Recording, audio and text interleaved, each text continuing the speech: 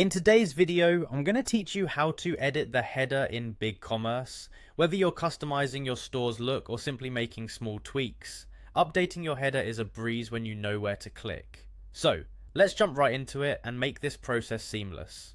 First, you'll want to access Bigcommerce by navigating to their main website. Once you're there, head toward the top corner of the page and click on the Login button. This will prompt you to enter your login credentials. So, go ahead and type in your email and password, the ones associated with your Bigcommerce account.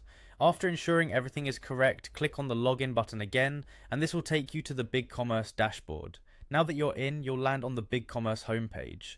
From here, you'll want to look for and select something that says Storefront. It's usually easy to spot from the sidebar menu.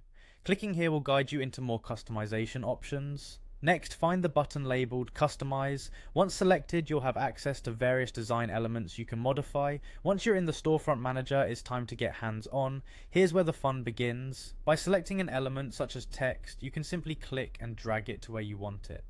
If text isn't what you're editing today, feel free to play around with other elements. And remember, when customizing, you're not just restricted to visual placements. You can edit what's inside too, so go ahead, click on a text element, and start typing or modifying the existing content.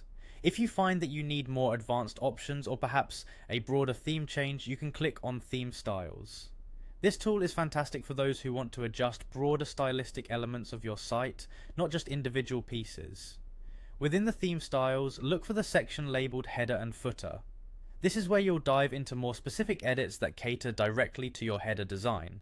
Once you've made all your desired adjustments, maybe you've added a logo, changed some text, or altered the color scheme, it's vital to save your work. Look for the Save button and give it a click to ensure your changes are stored. And if you're ready for the world to see your new header, hit Publish.